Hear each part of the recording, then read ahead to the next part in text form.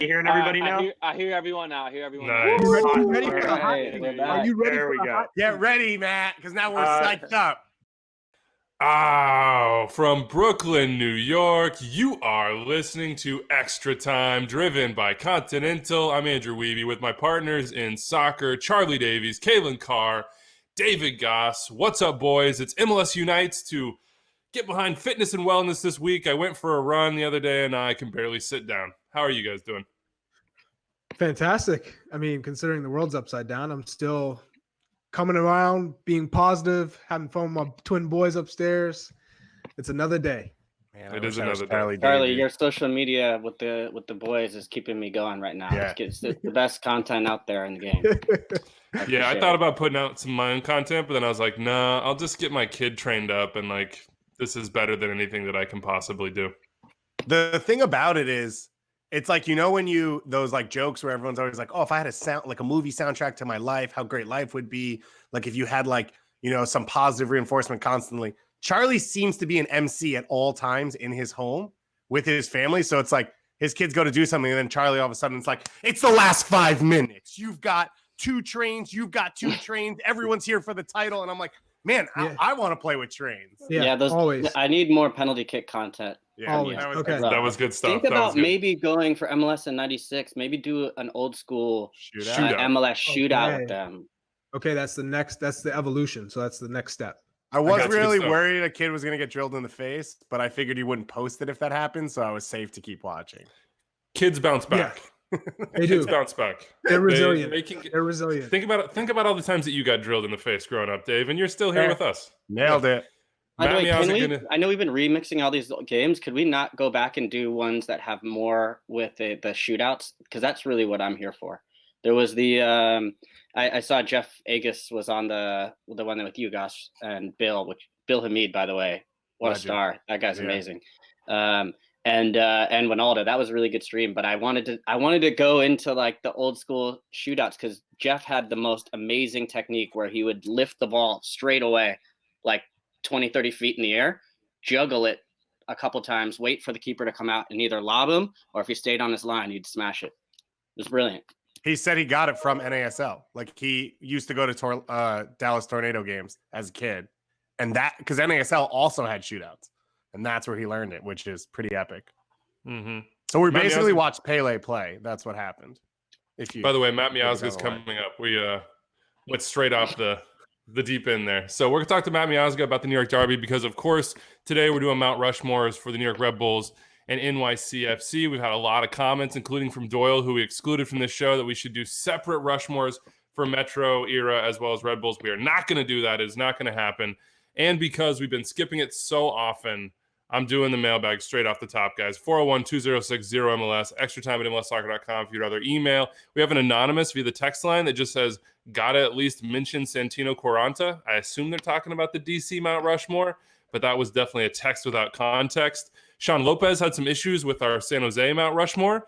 He says, I honestly can't understand how Lenny did not make the list. Stephen Linhart, that is. The best player? No, wasn't that. The best stats? Not even close, but come on. In his 5 years with the club, who else other than Wando energized the fan base and team like Lenny did? Without his personality, they're a different team and a different culture. He brought us the Bash Brothers and the Goonies, and Lenny was the first one to say Goonies never say die. He's arguably the most hated player in league history by other teams and fans, and as such, central to how Quakes fans identify themselves even today. And he's a fan icon because he inspired the Lenny Hair Night, which was just an absolute joy to watch. I wish I could have been there. And Mount he says Mount Rushmore is too corporate for some guys. We for Lenny, it's like he doesn't want to be on the mountain. And I like the idea that some of these guys are club legends, and you have to be in the know to know about them too. Where if you kind of came across maybe 10 years down the line and you looked up at Mount Rushmore, of course you're going to get all those faces and names. But if you really are in the know, you know about these few other guys. Well said. Well said. I think Lenny's probably camping somewhere in like the national park that surrounds the Mount Rushmore, right? Like on his own, doing his own thing, exploring his life and does full tours for tourists. And then at the end, they're like, hey, we really love this. Like, do you have a badge number so we can like say how much we loved it? And he goes, oh no, I don't work here. I just, am part of it. Yeah. I'm just wandering around. Good call Charlie, there from did you Sean play Lopez. youth national team or ODP with Santino? No, he's much older than I am. Well, not much. Relax, Charlie. He's like my age, yeah. Yeah. But Is I he like like I've heard unreal stories. Yeah, He's 35 now. I've heard he was a baller. no, from everybody, I think it was unanimous. Around 17, he was the guy. I think he was in the same class as Eddie Johnson. Everybody looked to Santino Quaranta around the globe. They thought of U.S. youth national team for his age group. It was Santino Quaranta. He could strike with both feet. He was quick. He was athletic. Great touch, technique. Even with my time at DC United spent with him, I was always impressed with his ability to strike a ball. He was so clean, great technique, and he was one of the best guys that I've played with in the locker room. We're talking about a locker room guy, a culture guy. He was a big part of that at DC United. Similar to Lenny as far as one of the you kind of have to be in the know for like a supporters Mount Rushmore. Yeah, it's how to know if you're the real deal. If you say Santino and they don't say Quaranta, then you know they don't know. Right. William from Dallas, he liked the Loathed 11 we put together, but he is apoplectic that we didn't feature Blas Perez there. Super Raton. I mentioned his name. I did mention his name. We gave you full chance to talk, Charlie. He gave you full opportunity to lay out your 11. Wow. We didn't even know. You got off that call so fast. Charlie had physically written out a formation with a full Loathed 11. Yeah. Wow. Facts. Well, here's some other names that came out. Matt Reese came out. People didn't like him, they said, if they're on the other team. Bill Hamid was in there as far as goalkeepers, which I didn't have. Walter Zenga. I had a couple people text me that. People who played against him.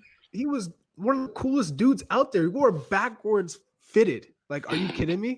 I don't think other people liked him outside of New England, Charlie. I'm just going to throw that at you. Joe Cannon got a vote there. So did Bobby Shuttleworth, Josh Wicks. There's a throwback. Josh Saunders did. And then here's a good one I thought was a good future play. David Ochoa with Real Salt Lake. And then the other names we missed, Carlos Ruiz, Clint Dempsey, Mamadou Diallo, Kyle Beckerman, Troy Dyack. That was a good one. Calen, I know you know something about that. Oh, God.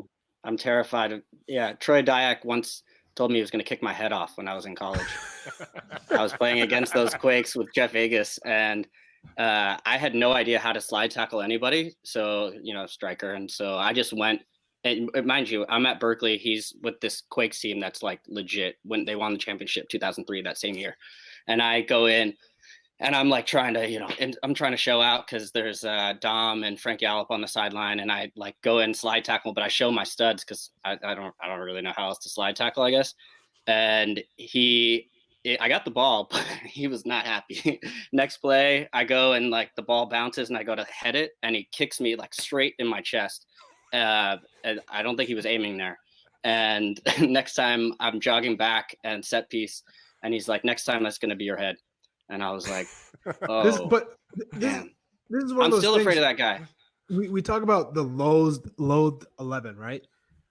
It's not just dirty players. It's dirty players, but guys you want to play with. Mm-hmm. So for me, Ozzy Alonso was a player who talked trash to me on the field. Like a lot of guys didn't like him, but I would love to play with him because he's one of those guys. Michael Bradley, same kind of thing. I hate playing against him because he's one of those players who gets all over the place. He likes to talk trash. But when I played with him in the U.S. men's national team, one of the best players to play with because of that mentality, that fight, that he wants to not only beat you physically, but mentally. Like my those guy are like the players I want to play with. My guy like that was Jay Heaps. And he was just, first of all, he's a Duke guy, so it's easy to hate anybody who went to Duke, right? It's like he had that kind of like Christian Laettner, All-American, played on the basketball team type thing. But he was so good where you would, if he, as an outside back, like if you thought you had space, he would sometimes jump you a little bit early and throw off your rhythm a little bit. And sometimes you'd sit off. You never quite knew what he was going to do. But he was just a really tough defender. So I always hated him, but kind of similar to the way Charlie's describing, like out of respect. Yeah, he's a great guy. Aurelian Calen made this list. Some suggestions. Jimmy Nielsen jumped on here. Nick Garcia. That was a good throwback. I had heard stories about Nick Garcia in like Kansas City indoor leagues, just crushing people and talking trash. Will Johnson, Cuauhtemoc Blanco got in here. And then Jay Weiss hit us up on Twitter and said he got the chance to play against Stoichkov in an indoor over 30 league. Also, he sent off Dima Kovalenko in an over 40 indoor game last year. So Dima Kovalenko still strong, doing his Dima. thing. And last one here before we get moving. Shannon hit us up a while ago asking about MLS books, looking for a recommendation or two to learn about the league, about the development of the league, or the history here. I think there's probably 3, and if you guys have another one, throw them in there. Long Range Goals by Bauder is a big one. Phil West wrote The United States of Soccer, another good one. And then The Beckham Experiment by Grant Wall is sort of the most well-known and has a ton of insider information and really gives you a look at where MLS was before Beckham and where it was with Beckham, and a little bit in the aftermath too. Plus the drama is pretty good as well. Got to give it up for Bobby, right? Got to give Bobby's book a shout. Oh, that's true. We've promoted that book so many times on this show that I almost forgot. Yeah. When the dream became reality.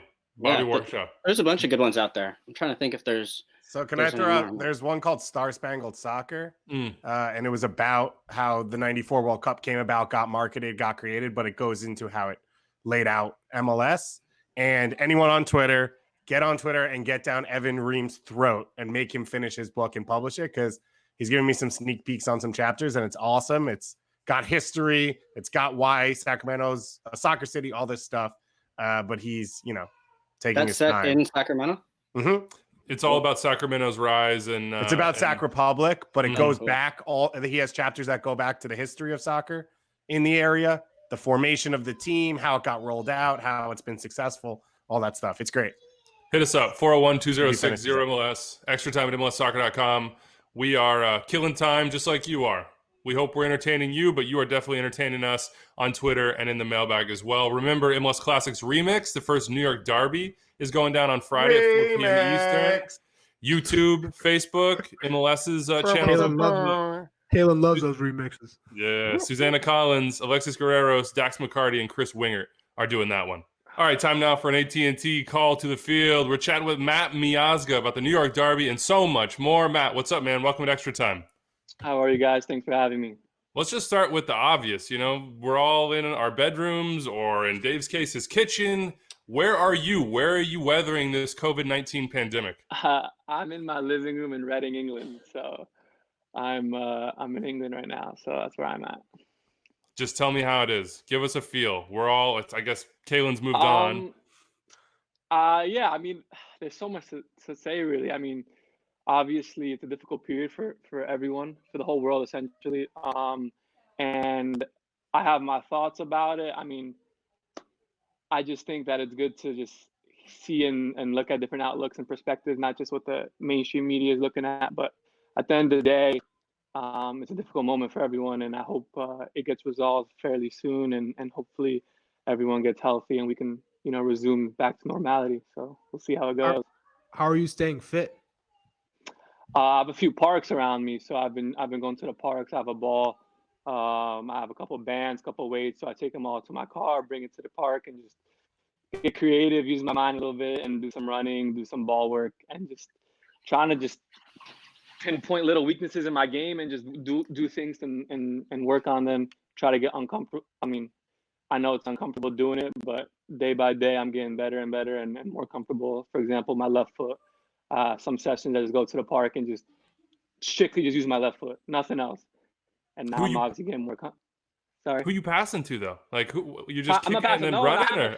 I have a couple. I have a couple of things that replace cones and then use those kind of things and just dribble, juggle, just use my imagination kind of. So that's old school. But yeah. So I've been keeping fit. I've been keeping sharp. Obviously. I have my backyard as well, so if it's bad weather or something, I'm just in the back and just doing my thing. So, it's not really affected me in terms of fitness. I've just used it as a time for self-improvement and just stay sharp. When you say imagination, what do you mean? Because when you say imagination and you say I'm practicing by myself, I think of myself in my backyard, like counting down the final seconds. 3, 2, 1. Yeah. Are you back there like, all right, it's the promotion playoffs. Matt Miazga comes up. Is he rising for the header? Nah, obviously those are more right before I go to bed. But obviously just game situations. Obviously, like turning with I'll pop the ball up in the air, and I'll imagine there's an attacker coming to try to get it from me, and I'll try to turn out with it, control it, and kind of just open my body, just to be like little things like that, obviously. And then running is difficult. Nobody likes to aimlessly run, but you got to do what you got to do. And sometimes I just kind of like imagine me sprinting down like 90th minute, sprinting down the field from a corner kick and just to get by. So I survived somehow. What's the club situation like for you right now, Matt? I know you're on loan with Reading, still with Chelsea. How does this affect that? Oh, I'm sorry, buddy. Say hi. Yeah, go find the walruses. Shut the door, please. Shut the door. No respect. Sorry about that. Yeah. Go find the walruses. There's no locks on the doors. No locks on the doors in this apartment, which is bizarre, but whatever. Mm-hmm. So it's tough to gauge really, because I was hoping the season, we're still continuing the season on, where we're just in the right form for ourselves, and obviously you guys know the championship is a very unforgiving league, where a couple results can go your way, a couple results can't go your way. You win a couple games and you're back in the thick of things, and we're only 8 points off of the last playoff spot with 9 games left. So obviously it's a difficult task when you think about it, but it's definitely doable. It's happened before, and I think we were on a nice little run. If we could have continued that momentum, who knows what would have happened. So that was the goal in the back of my mind, is to come back originally to Reading for this season and to try to help them get promoted, and then whatever it takes, and then we'll see what happens. And but obviously now there's a pause in the league, so we don't really know. But at the end of the day, I'm open to everything. I'm a bit older now. I'm not 21, 22, where I can go out on loan, and and I was alone at the time, and I have my missus with me, so I'm trying to kind of, as I get older, settle down and see the next step. But we'll see what happens. I feel like this season was the decider of it all, because there's only 9 games left, and if we can make the playoffs and get promoted, that would have been great. And I still believe we can do that. Obviously, we'll see when the season resumes, if it does, and then we'll go from there. Is your thought process still to, after this, go back to Chelsea? Yes and no. Obviously, I think of the positives and I think of negatives as well. I mean, I don't have a problem going out and going somewhere else, but also in the back of my head, I always want to, kind of finish what I started in the beginning when I first went there. I want to, get in there and make the name for myself that I was originally supposed to out there. And we'll see what happens. Obviously, I know it's a difficult task. There are a lot of good players, and I'm a bit older now. But you never know what can happen. You have a good, everybody looks at the championship now for players, and Frank Lampard now is the manager, and obviously they took a lot of players from the championship last year who've done well. So you never know. You signed for Chelsea. The expectations are high for you, but you come into a locker room with all these big time players, right? Veterans. Yeah. What were your expectations? How long did you think or expect for it to take before you broke into that team? Yeah. So originally when it all, transpired in January of 2016, I knew obviously, it's a situation and an opportunity I can't turn down. I was really confident at the moment. I was playing really well in MLS. We were winning. And I was young, and obviously I had a contract situation in MLS where I was able to finally make that step to Europe, and Chelsea came calling. So me going in there, I knew I wasn't expecting, to hit the ground running and obviously playing every game. I realized there's a situation. There was 3 center backs ahead of me. I think at the time it was Zuma, Cahill, and Thierry. And I was coming in as a fresh 20-year-old from MLS. I knew that I had to take my time and work my way in. And that was my mindset going in. And obviously there was an interim manager at the time, which was Gus Hiddink. And I knew that in the summer there was going to be a new manager. So I thought, let me just get through this first half and with the first team, and then see where it takes me. Obviously there was a couple injuries, and I got my chance one game. Then I made my debut, done really well.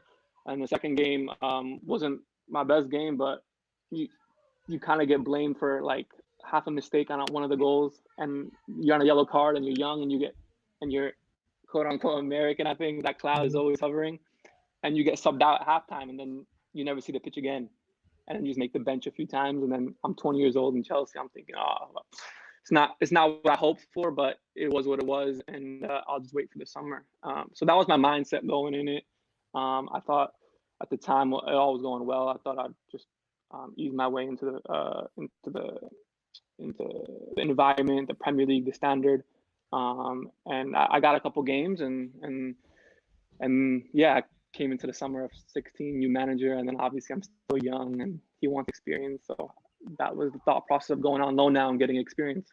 You went to the Netherlands, Matt, and that went pretty well. But I've always been curious, just because there were so many reports and so many different things coming out of France, with what happened there, because you were in the team and then you were out of the team and then you were just gone. Yeah, it's that whole situation was very interesting, to be fair. But yeah, so I originally went to Nantes. There was a new manager that they just hired that wanted to, kind of change the culture of their playing style. He was young, Portuguese manager, Miguel Cardoso, and he wanted me as well as the sporting director and the president. So I think it was after we played France with the USA right before their World Cup. We did well. I had a good season with Vitesse, played Europa League, and then I played a good game against France, and that's when a lot of French clubs were interested in me. So I made the decision to go to Nantes because I think, France just won the World Cup. Ligue 1 was an up-and-coming league. You see a lot of players who do well there, make the next step to a big club in the Premier League or a big club in Europe. And I went in there, obviously starting every game, playing. We weren't getting results, but I thought that was some of the best football of my career. The 7 games that I played, 8 games, we weren't getting results. And in Nantes, the owner is very is demanding results. So he sacked that new manager he just brought in after 10 games. So that happened. New manager came in, kind of like an old school Yugoslavian manager.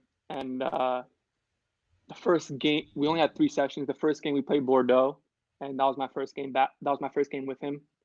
And what could have went wrong. We ended up losing 3-0. I made a mistake for the second goal where it was a mishap with the goalkeeper. He played me a ball, made a miscontrol, and took it and scored. And then the third goal, I committed a PK. So that all happened. We lost the game, and then it was an international break. And he told all the international players just because he started, he just got there. He doesn't want all the international players going. But obviously, I'm gonna go with the international break. Like, it's an opportunity to represent your country, and I'm just trying to establish myself as a U.S. national team player. So I went. So I was gone for a week and a half. When I came back, I had yellow card accumulation, so I was suspended for that game. We ended up winning that game, and then I was like, all right, like, this is football. Like, I'm probably gonna see the bench. Like, I'm probably gonna see the bench now. Like, you're gonna keep the winning team. You just got there. I was away. My last game wasn't very good, so fair play. This was like November. So I said, okay, I'll just work my way back in. I know my qualities. I know what I've done before. I have my credit, but I played the good games before. And then he kind of just like exiled me right away. I don't know why. Like, he didn't even put me on the bench anymore. He was just like, I was training well. He asked me a few times to play with the reserve match just to stay fit. So obviously I was a good professional. I didn't need to because I was playing so much already. Like, I'm fit. So I said, okay, I'll do that. I'll stay professional. And then December hit. I was training well. Nothing was happening. And then Chelsea starts calling. Starts calling me. What's happening? What's going on? Then they come. They speak with the manager because they have a nice little loan department set up. They have a good structure and a good method about how it all goes about. So a couple coaches from Chelsea came from the loan coaches came, and they had a chat with the manager and the directors and saying, what's going on? How can you just exile him just like that? And then he had his reasonings. Like, he just said that, I'm picking these guys ahead of him, and that's what it was. And I think it all culminated with me being on loan, me leaving at the end of the season, obviously me having bad games, the last game, me being away, and then they're winning. So I can't really say anything. But then there was a period when they started losing, and their defenders were making similar mistakes that I was making. They were losing bad games, and then I still wasn't getting my chance. So I was like, all right, it is what it is. I'm just going to keep working. January rolled around, and in the back of my mind, I was ready to leave. There was a couple clubs wanting to take me on loan for the rest of the season. And then Nantes didn't want to let me go for some reason. And Chelsea was telling Nantes, like, if you're not going to play him, we have other clubs. He's ready to go. And they kept waiting it out. And at the time, I had an injury. So what happened was Chelsea told me to come back to examine. So whenever you have an injury as a loan player, you have to go back to Cobham, to Chelsea, to get it checked out. Because I was out training a little bit. So I went back. And I remember there was reports saying that they didn't know, but they knew. I told the president, the sporting director, and the assistant coaches. I didn't speak with the manager because I didn't have his number at the time, but I spoke to the sporting director and the owner and told them I'm going back, and they said, okay, fine, that's great, get checked out, and then we'll see what happens. So all that, when I remember in the media at the time, they were saying that like I just left. That was not true. I got permission from the top hierarchy, and then I guess that manager was fed up with the situation, so he's like, all right, like we'll let him go on loan. That's fine. We'll let him leave because he didn't originally. I was third choice center back at the time. I was making the bench, but he wasn't playing me, and they were losing, and he didn't want to let me go, and he finally let me go, and there was a few clubs that were interested, and the whole situation for me was there were some good clubs in the top 5 leagues. But I wasn't going in there to play right away and be a starter until the end of January. So I can't waste more time just trying to work my way in. And what if I do get in? Yep. I'll have 6-7 games. If I don't get in, I can be on the bench or not play for another 5 months. And I needed to play because I missed 2 months, 2 valuable months of not playing. So then Reading, the opportunity was Reading. I was gonna go in there, play all the games. The manager really wanted me, so that's what happened. And yeah. Obviously, when I look back, France was obviously it didn't work out the way I wanted it to. But in hindsight, I look back and I think of all the people I met, you know, the experiences I got to live in France. I was learning the language, you know, it was different experience in Holland than America. Oh yeah, you were in France too, yeah. So, did you speak to Bedoya before going to Nantes? Yeah, I spoke with Alejandro before actually, because he texted me and said that because they were trying to, obviously when they're recruiting a player, they're trying to get like background info of how he's the person and all that. So they obviously I think the directors asked Bedoya about me and he said some good things about me. So that kind of just. How much did you pay him? But yeah, so I enjoyed France. Like I can't really say anything bad about France. I really enjoyed it. I wish it went longer. You never know in the future if I can go back, but it was what it is, and I'm a better man and a better player from it. So let's talk though. Let's take it back to the good old days. Let's talk Clifton, baby. Let's get Jersey strong for a second. Yeah, because we brought you on because we're talking Red Bulls and Metrostar history today on the show. We're going to talk about the greatest players, the best teams, the best groups, the most important coaches. But you were there for some of the biggest moments because you were there early in the NYCFC Red Bull rivalry. And when that all started, you've got your celebration. What do you remember about that rivalry starting? What do you feel when you watch the current games or, you know, clips go up about the old games that you played in? Yeah, I remember 2015 is when I really established myself. So I remember that there was a huge buzz about New York City FC, you know, David Villa, you know, Lampard coming in, Pirlo coming in. And obviously we were New York Red Bulls. Obviously we play in New Jersey, but we were the only team in the tri-state area at the time. And it kind of like rubbed us off the wrong way where everybody, you know, I remember seeing fans, you know, leaving Red Bull and going to support New York City FC, and that obviously rubbed us off in the wrong way.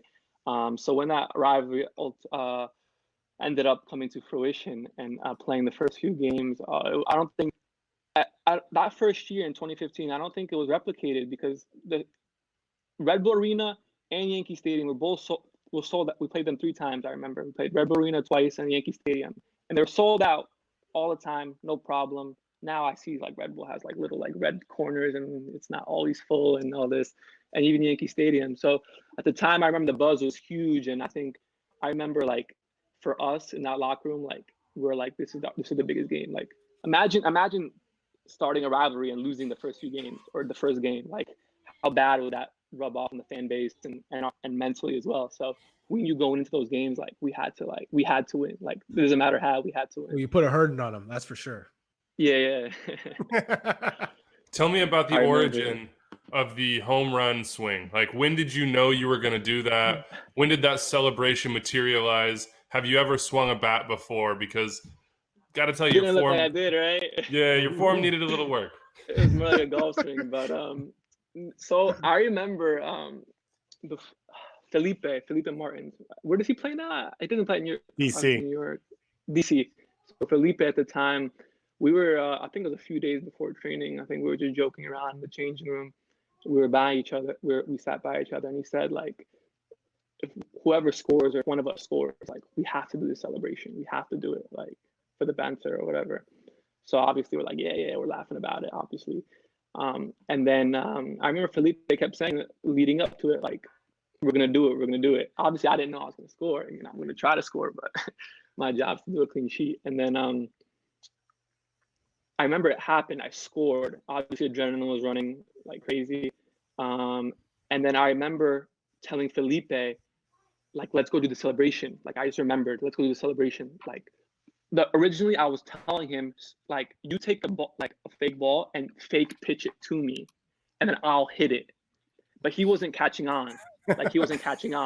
So I remember we both went and ran up to our fans, like, around what is it called, the baseball home plate thing? Not home plate, but just like that area, like where the infield. The infield. There you go. Yeah, the infield. Baseball guy. So, because I scored the other end and the infield was the other end. So we ran to the infield, looked at our fans, and then I saw him, like, just starting to do this. So I'm like, nah, bro, like, throw me the ball and I'll hit it. He wasn't doing it. So I'm like, all right, like, let me just do my own thing. So I just went to go, like, obviously, like do a fake bat, and then I don't know if they saw it, and then center backs usually don't celebrate goals.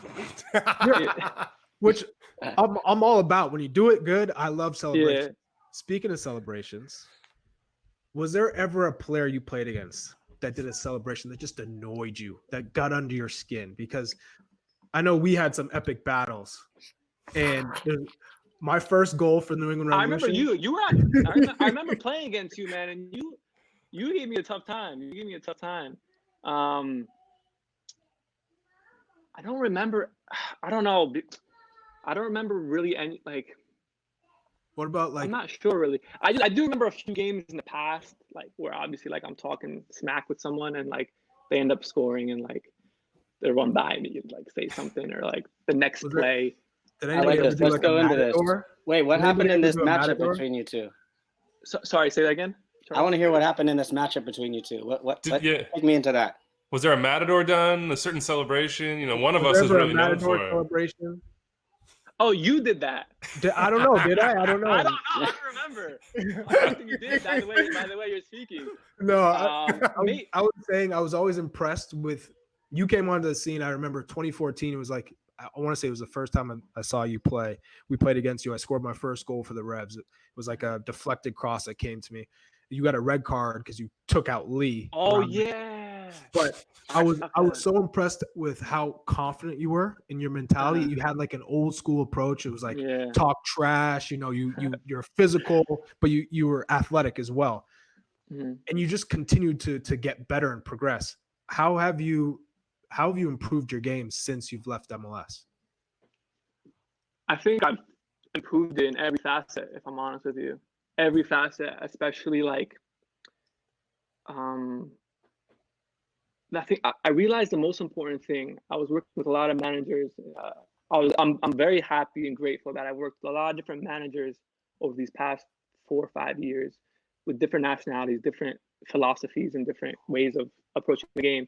So I learned that's very important, that my job, the most important time for my job is to be when we have the ball, when we're in our attacking third. What am I doing to organize everybody, my back line, my defensive midfielder in front of me, or my number 8, that if we do lose the ball, how good can we be where there's no counterattack? They're not able to build out. They're not able to break our pressure, that we can catch them there and continue to suffocate them and try to score a goal.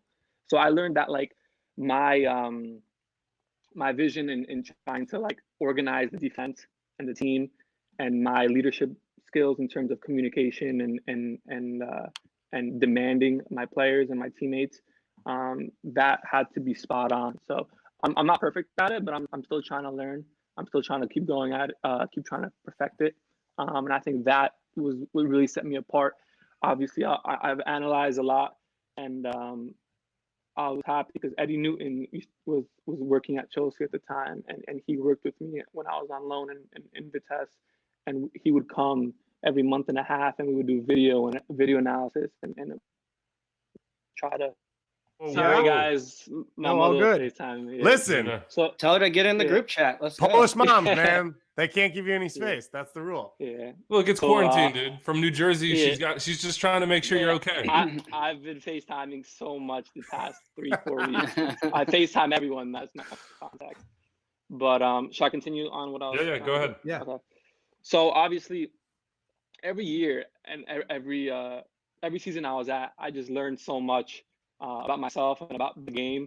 And obviously there's so much to learn, and that's what I'm willing to do. I'm willing to learn and trying to be the best I can be, because I have my goals. I'm confident in myself that I can reach those goals, and now I'm going to keep doing it until I physically can't. So for me, it's just about, taking each training session, each game, one game at a time, and trying to be the best. And then wherever it takes me, it'll take me. So that's about it. You're a big part of Red Bulls history, even if your time maybe wasn't as long as some others. We're doing this thing with every club, Matt. We're doing Mount Rushmores for each club. So the 4 most important players in the history of Red Bulls / Metrostars, who would they be for you? Who would you put on the Mount Rushmore? Are there any just obvious names like this guy's a lock? Thierry Henry. I'll play Thierry. All right, that's one of the 4. Bradley Wright Phillips. 2 of the 4. We got Thierry. We got BWP. Oh, you guys have your own? No. We're gonna do our own. We did our own. Okay. But we're waiting. Bradley Wright Phillips, Thierry Henry.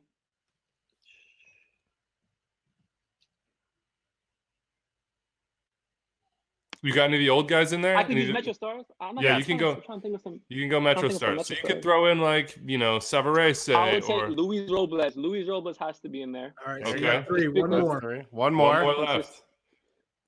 And you could go Dax. You could go Sasha. You could go. Juan Pablo Angel. You could go Juan Pablo Angel. You could go Amado Guevara. That's a good shout. The thing is, for me, I'm looking at I'm not looking too far back because when I was younger, I wasn't really looking at Metrostars. It's only since I hit the Red Bull Academy when I was younger is when I kind of not idolized them, but looked up to them because I wanted to get there. And I remember Angel being a big deal at the time. So that was a good shout. Dax would have been in there if he had more years in him. This is yours, man. You could throw Dax in there. You could take Juan Pablo. No. He traded him. No respect there. No, it's difficult. I'd probably put Angel or Dax. Dax at the time, from what was it, 2012, 2016, he was kind of the face of the franchise in terms of everybody knew. I think Dax was a MLS vet, and he was always there. He was always playing games. He was always in the mix. But I remember when I was younger, Angel was a big deal. When I was young and we would go into the first team training. And I remember he was there. It'd be oh, guys. So I'd probably put Angel. All right. There it is. Right now, if I'm on the spot, those are my 4. That's a good one. Before we let you go, I do have to ask you one more question. And I'm just trying to look on my notes here what that question's going to be about. Diego Lainez.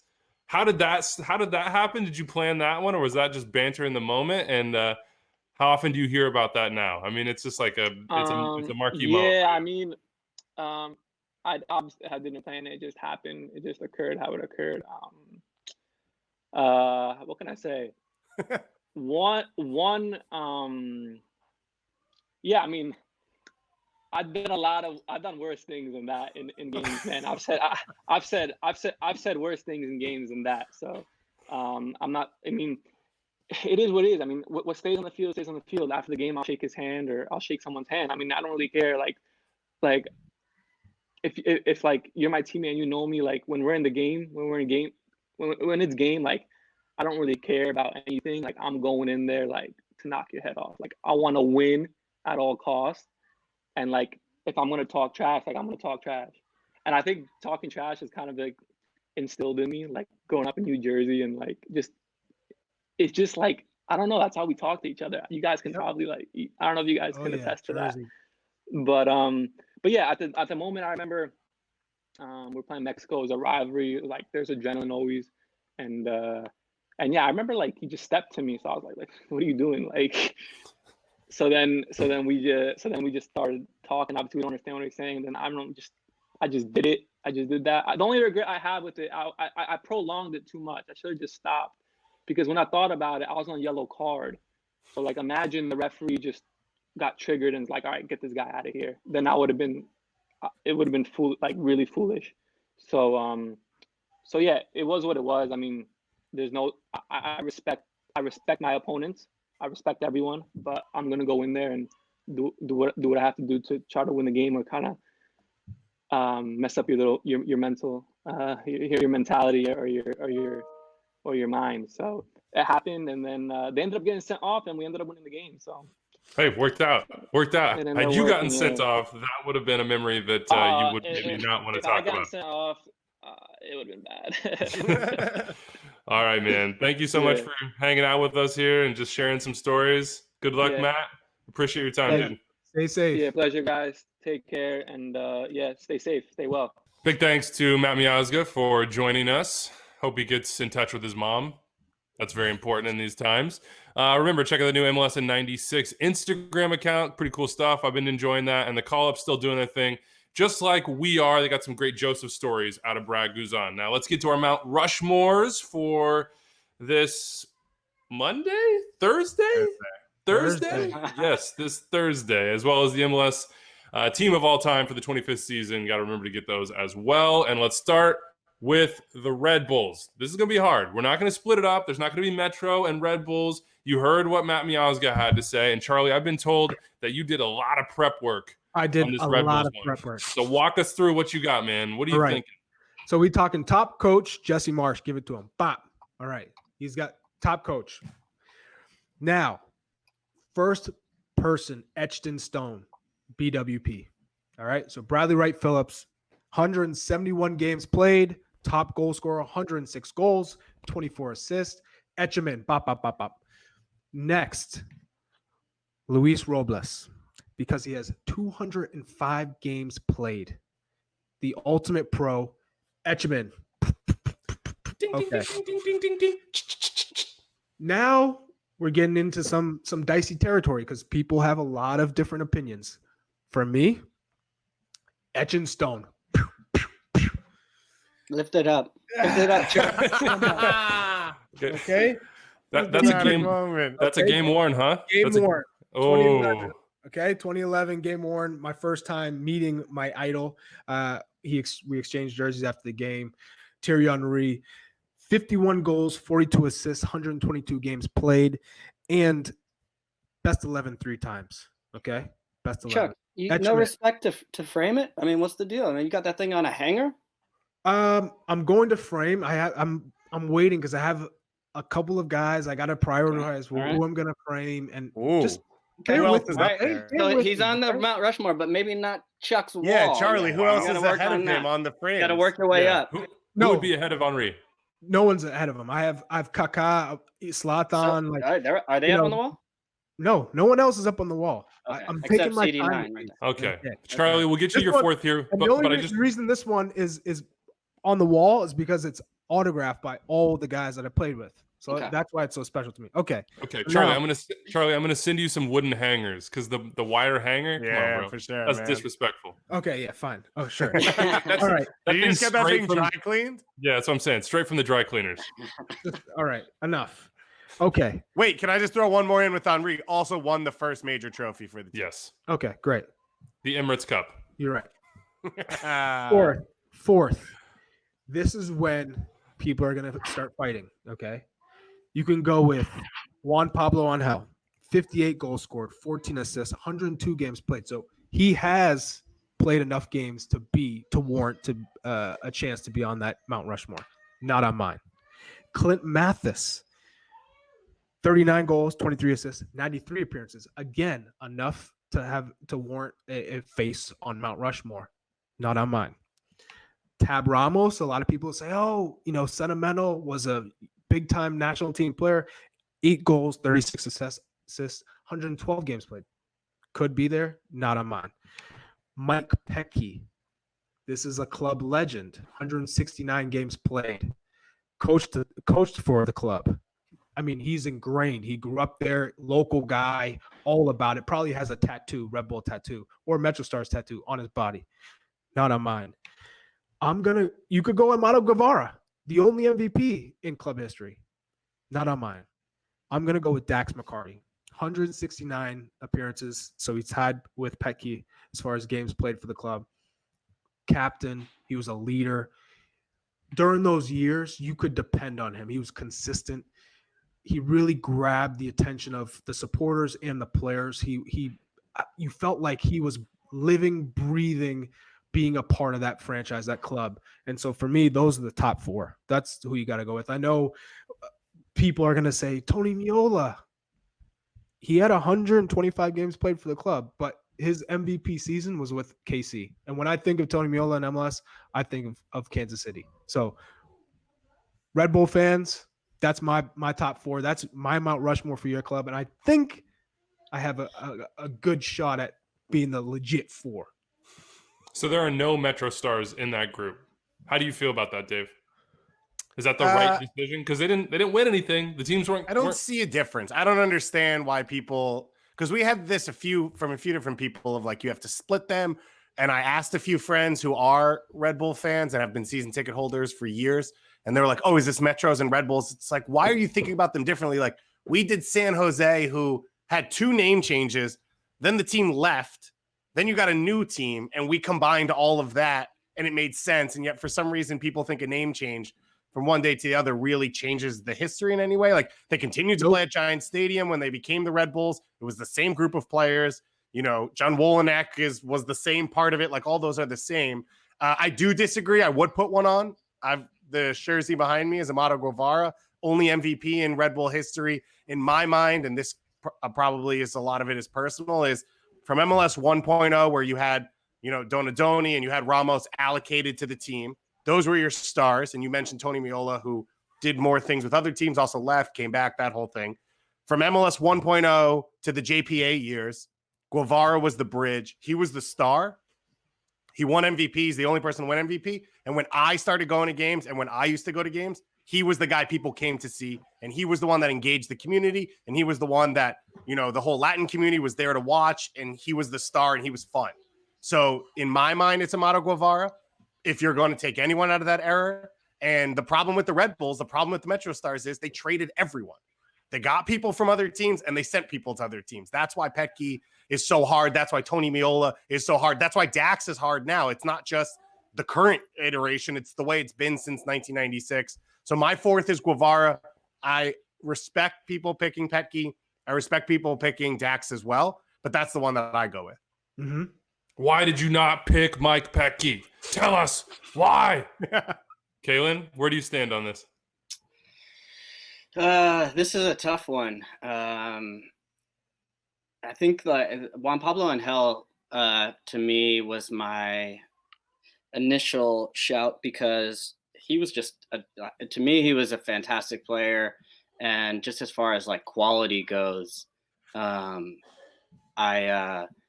he was like an incredible striker in MLS. And I think he also was a part of the team that went to the only MLS Cup, right? Yeah. I understand that was sort of a strange of the teams that have gone to MLS Cup or that have gotten close. Like that was probably not the best team to actually get over the hump to do it, but credit to them. And I think of that era, especially Juan Pablo Angel was magic. The goals he scored, the way he scored them. He was the club all-time leading goal scorer until Bradley Wright Phillips really kind of came out of nowhere and then became the sort of MLS legend and club legend that he has become. But I end up going back to a little bit of, and then the other side I had was Dax, and Dax is like, I have a little bit of trouble of having Robles, Dax, and BWP, and no Sasha Kleshton on that team because I look at that nucleus of the group and it feels harsh to leave one person out.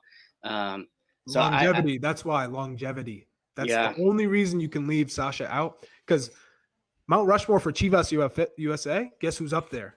Sasha Kleshton. And he's like, okay. But you're talking about Dax. He was there much longer than Sasha. That's why Dax would get the nod over Sasha, even though Sasha had an unbelievable season. You can't rule out the length of time that Dax McCarty had with the club. Yeah, I agree with that, and it's just I don't know. I'm really torn between the two. If I'm going to look up at the the busts of all of them, I think I'm gonna still have to go with Juan Pablo Angel, and I think that leaves Dax just out, which feels just wrong. But but yeah, that's it. I can't take Henry off the list. I can't take Bradley off the list, and Robles. I can't take off the list either. So it's kind of an impossible choice for me. Weeby, what would you go with? Before I get to mine, let me just tell you what I asked for Doyle's because we gave him the day off here, and this would normally be his place to come in and smack us all down and make an executive decision because he was in the stands way back in the day. Yeah, he went Metrostars and he went Red Bulls and he split them. Oh, so maybe can't do that. Yeah, but it's just right off the bat. Just as an exercise here, Charlie. Okay. Just let him have his day in the It's sun. not helpful. For the Metrostars, for him, it was Mathis, Ramos, Amato, and Gio Savarese, who hasn't got a call here, with maybe Meola and Tim Howard, who also hasn't gotten a shout, as kind of on the outside looking in, just because they split the vote as goalkeepers. And then his Red Bull one is Henry, BWP, Dax, and Robles. So he's got the Dax shout in there with JPA just on the other side. When I first started watching this league, JPA was like the guy that I was all about, who I just was so impressed by. Every time I watched him, he did something incredible. So I want to say Juan Pablo Angel, but man, I'm with you, I think, Charlie. I think just based on longevity, on wearing the armband, on doing so when they finally started winning things, even if it wasn't the ultimate prize, it's Dax. But I do feel funny about having a Mount Rushmore that's so recent for a club that has such a long history. And maybe that goes back to what you're saying, Dave, is that its history is kind of messed up in some ways, both in the sense that they took and sent players out and they didn't succeed. I mean, it was a roller coaster. Well, I found we've tended to go with history in the Mount Rushmores. I feel like you say there's a recency bias. I feel like we've kind of gone the other way on a lot of these. Mm-hmm. The one that it was sort of the exception to the rule and maybe the closest to that would be TFC, where we have I think we put up a lot more, of course, of the recent guys just because of the success and titles that they were able to amass. So I think the Red Bulls fall a little closer to that. But there's still this I can't get over the fact that I played against Juan Pablo Angel and saw all those things that he did. But I think if I were to be really, I think I'm now coming back around to Dax, is what I'm saying. So let's go with Dax McCarty. I feel good about that. I feel good about that. Can you accept that logic, Dave? Or are you going to have an asterisk on this one for the Amado Guevara snub? Yeah, of course. There's a reason. There's a reason a 13-year-old went to his first MLS game and bought that. And I'm not saying that's the reason, that's not your whole sell, but in the stadium, which was a cavernous stadium where you were alone basically half the time, he was the guiding light. And yeah, JPA is great. I don't disagree with that. I think JPA stepped into what Guevara left and continued it. But he also had Clint Mathis for a year. He had a young Josie who was coming up and starting as well at center forward. And they weren't good. I get that they went to MLS Cup in 2008, but they were the last team in the playoffs. And Dane Richards had to go off. It was not a great team. Neither were Guevara's teams, but I still think the way he played connected to people. Listen, I'm not going to complain about JPA. I love JPA. I agree with everything Calen's saying. I loved watching him play. Weeby as well. He was a guiding light for the league, all that stuff, but that's my guy. But 10 goals, 10 assists. It's not like he lit the league on Golden fire. Boot, MVP. Okay, Charlie, that's how you pronounce those. You're saying he didn't pronounce Golden Boot, MVP. He didn't send any records. That's all I'm saying. Here's we'll finish it here. I think we're settled on Dax. We got 3 out of 4, and we'll let Red Bulls fans fight it out in the comments section, as they always do. Here's the not these 4 from Doyle. Bunakan Duel, Juninho, Rafa Marquez, and Luke Rogers. That's the nice. That's the joke Mount Rushmore that's not being built. Now, how about best team? Which is the best team? Can I give a quick shout out to my guy Yuri Jurkaev, just out there doing his thing? Yeah. No worries. For best team, it's 2015. I remember playing that one season with him, and he was suddenly at the World Cup. I just was watching. We had a couple days off in Chicago watch some matches, and I looked up and he was in the stands, and I was like, how did he get like? We played this dude like 2 days ago. Just probably hopped on the PJ straight to the World Cup. So get on the Concorde jet, just straight and across. he was the also Atlantic. rocking cope. He was like one of the only guys in the league that was rocking copas. You know, when the real old school early DPs who came over, that was like they were rocking the very comfortable footwear. That was and you know that turf over at Giant Stadium wasn't so nice. So yeah, I just respect him for not going with the Mundials and the turf shoes. Shout out to Shari. Dave, you had an opinion about the best team of all time. Yeah, I think it's pretty obvious that it's 2015. It's the first year Jesse took over. And when you look, obviously they won Supporters Shield. They ran the league to an extent because it was new what they were doing.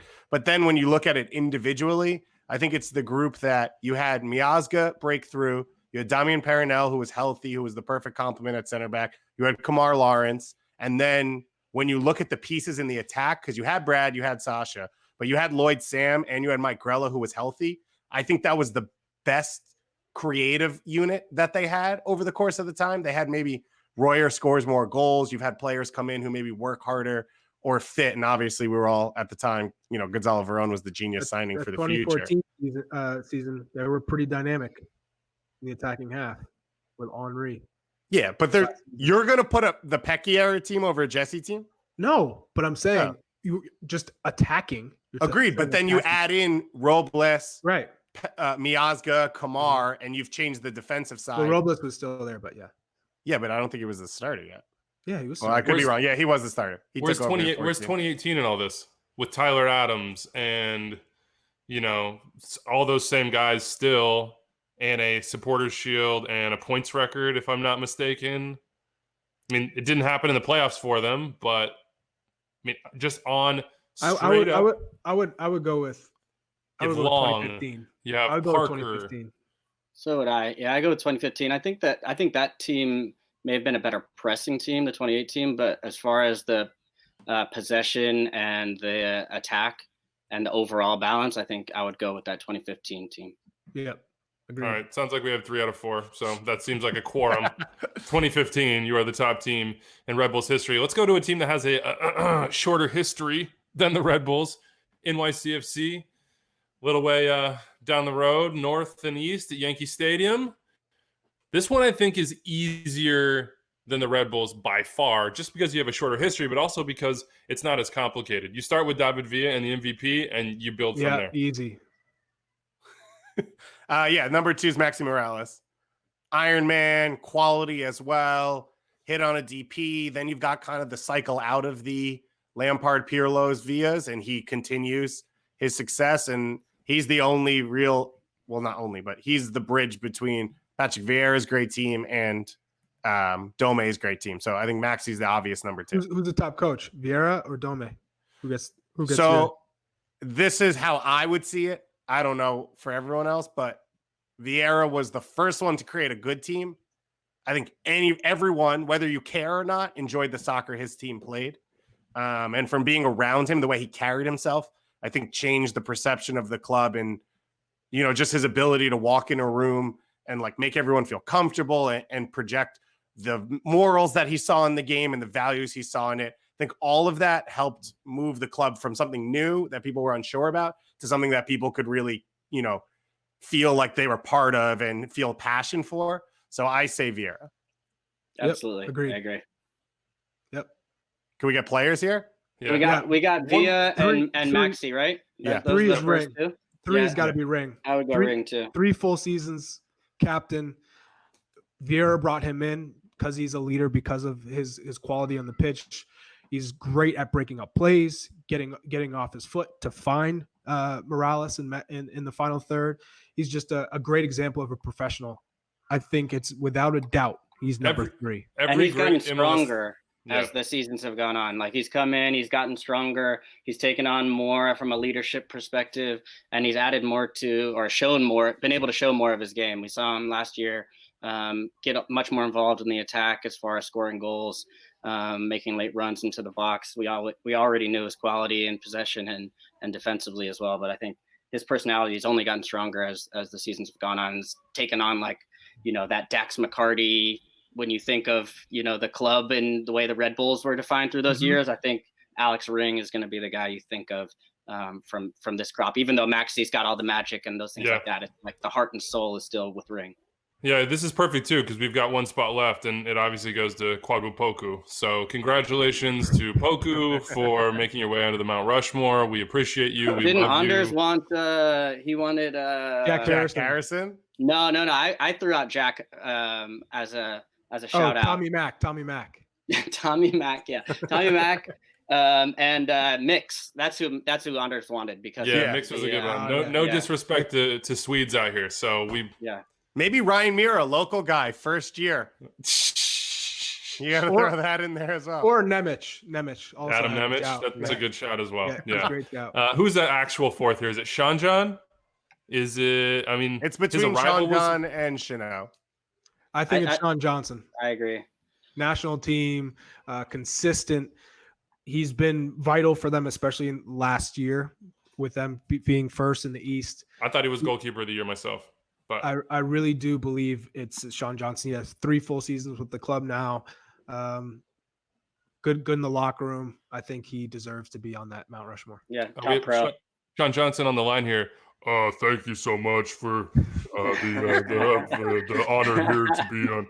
Sorry, I love Sean. He's my Sean guy. Johnson here for a moment since you've already made fun of him. He also had the epic moment where we went and interviewed him at the training center right before one of the rivalry games. And he just goes on this long answer about how they play in Jersey. They're not real New York. Forget them, blah, blah, blah.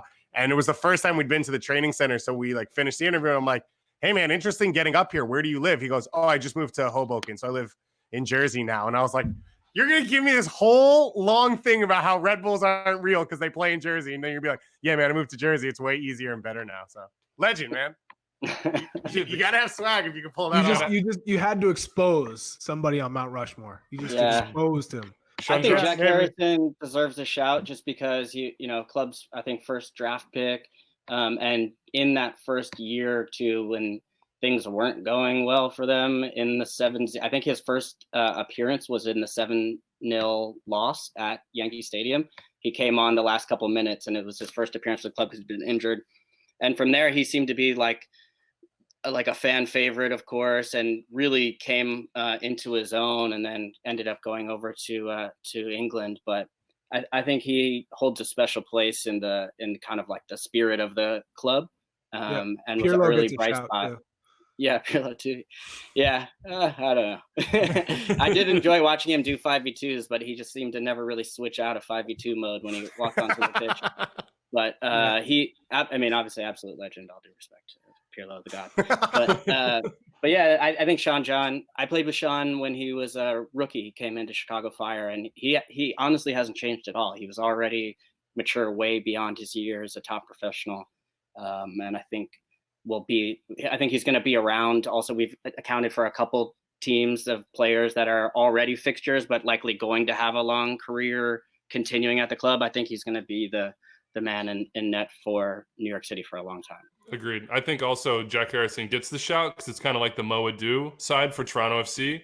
Like he's financing the building of this monument. Like his transfer fee just goes straight into Mount Rushmore. I don't think finances are an issue, but yeah.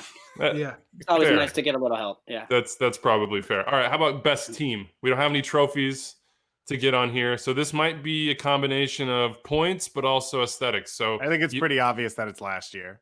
That's what I was thinking. Best team in the East. Or 2016 as a shout.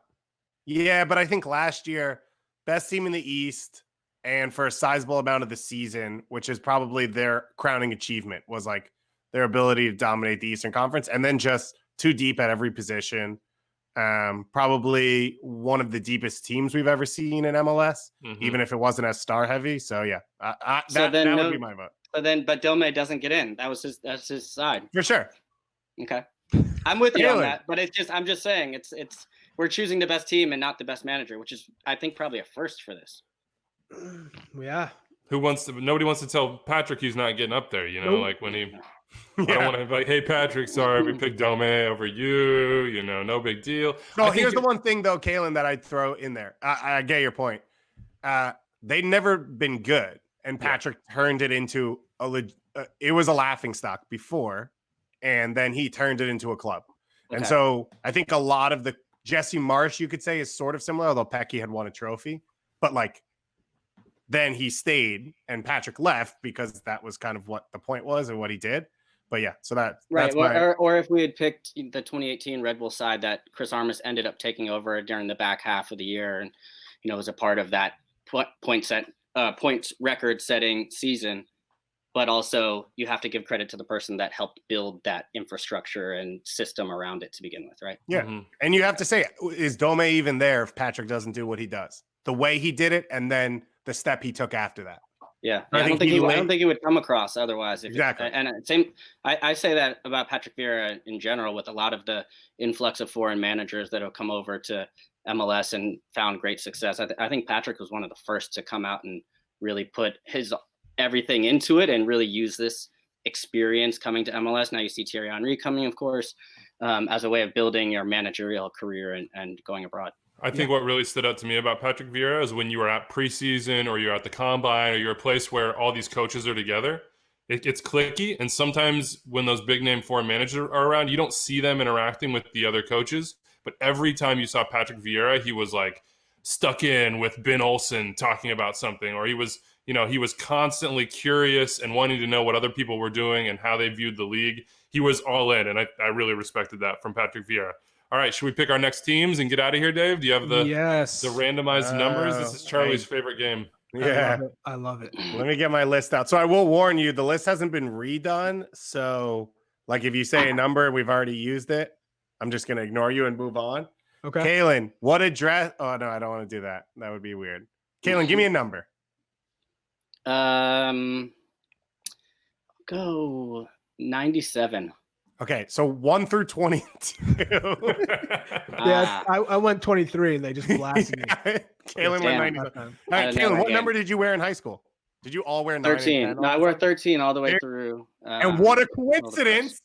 The Chicago Fire, number 13 on the board. Okay. All right. I was hoping the Fire. That's why I said 97. That's when the club was founded. Nice. Yeah.